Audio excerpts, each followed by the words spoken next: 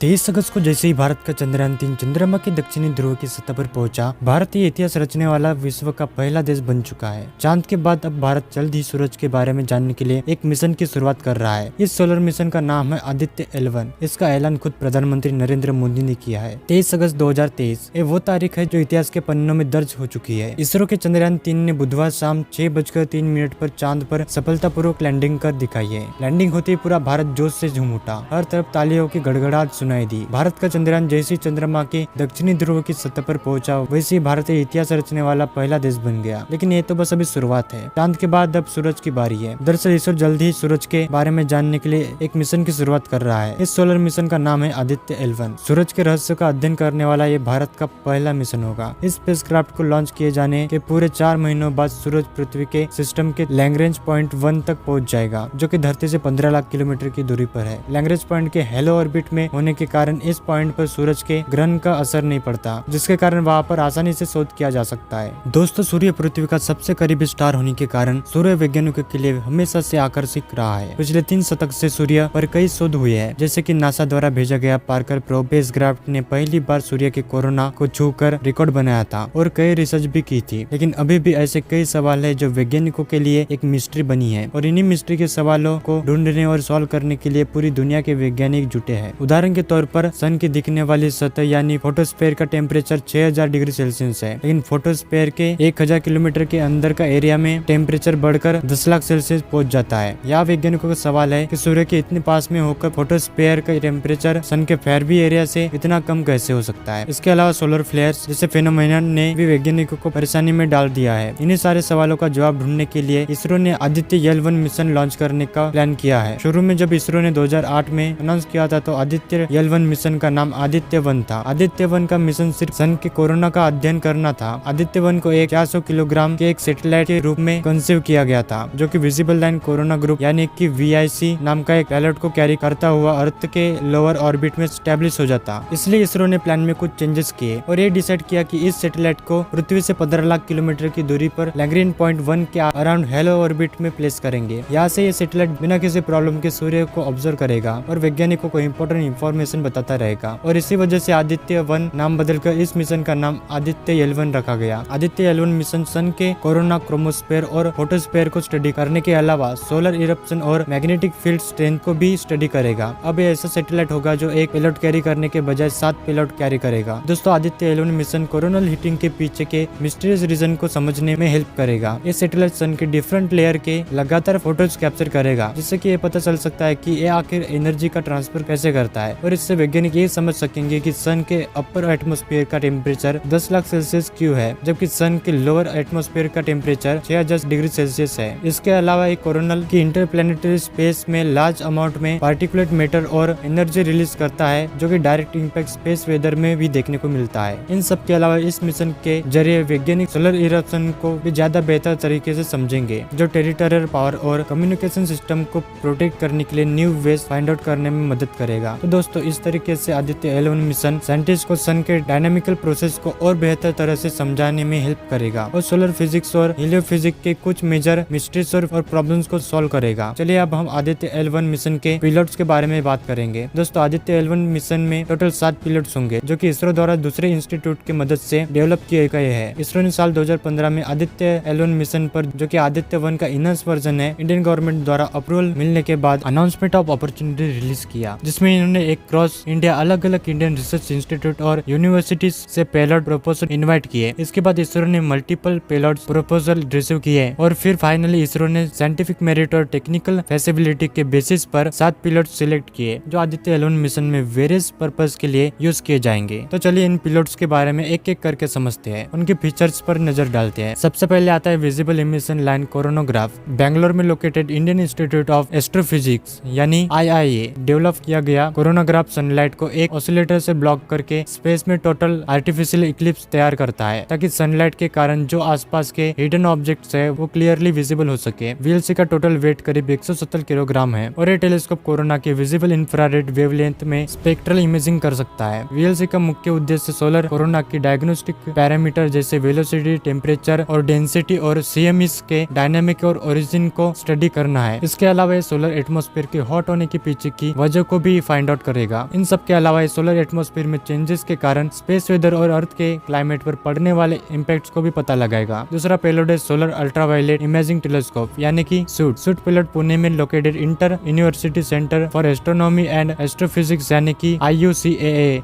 Indian institute of astrophysics Kolkata में located centre of excellence in space science India और ISRO के collaboration में develop हुआ है। इसका टोटल वेट 35 kg है। सूट सन के 200 to 400 नैनोमीटर में इमेजिंग करेगा। सोलर इरप्शन इवेंट्स के फुटप्रिंट को समझने के लिए सोलर फोटोस्फीयर और क्रोमोस्फीयर की फुल डिस्क इमेज इसरो को भेजेगा। तीसरा पायलट है सोलर लो एक्सरे स्पेक्ट्रोमीटर यानी कि सोलेक। सोलेक इसरो सैटेलाइट सेंटर द्वारा डेवलप किया जा चुका है और इसका मेन उद्देश्य है एक्सरे फ्लेयर्स को मॉनिटर करना है, जिसकी मदद से सोलर कोरोना की हीटिंग मैकेनिज्म को स्टडी किया जा सकेगा। हमारा चौथा पेलोड है high energy L1 orbiting x ray spectrometer यानी कि हिलियोस। हिलियोस का आइजैक और उदयपुर सोलर ऑब्जर्वेटरी द्वारा जॉइंटली डेवलप किया गया है और इसका उद्देश्य सोलर कोरोना में हो रहे डायनामिक इवेंट को ऑब्जर्व करना है। इरप्शन इवेंट्स के दौरान सोलर एनर्जी पार्टिकल को एक्सिलरेट हो रहे एनर्जी का अनुमान लगाना है। पांचवा पेलोड है plasma analyser package for Aditya यानी कि पापा को विक्रम साराभाई स्पेस सेंटर यानी कि VSS के स्पेस फिजिक्स लेबोरेटरी में डेवलप किया गया है और उसका पर्पस सोलर वाइंड के कंपोजिशन के वाइंड डिस्ट्रीब्यूशन को समझना है। छठा पेलोड है Aditya solar wind particle experiment यानी कि एस्पेक्ट फिजिकल रिसर्च लेबोरेटरी और इसरो ने मिलकर डेवलप किया है। इसका मेन ऑब्जेक्टिव सोलर वाइंड के प्रॉपर्टीज और वेरिएशंस को समझना है। और आखिरी मैग्नेटोमीटर को स्पेस फिजिक्स लेबोरेटरी और इसरो के लेबोरेटरी और इलेक्ट्रो ऑप्टिक सिस्टम यानी कि LEOS और आइजैक ने मिलकर डेवलप किया है। इसका मुख्य काम है इंटरप्लैनेटरी मैग्नेटिक फील्ड के मैग्नीट्यूड को मेजर करना। दोस्तों रिपोर्ट के मुताबिक आदित्य L1 मिशन को 2 सितंबर को लॉन्च किया जा सकता है। कंफर्म डेट तो अभी अनाउंस नहीं हुई है।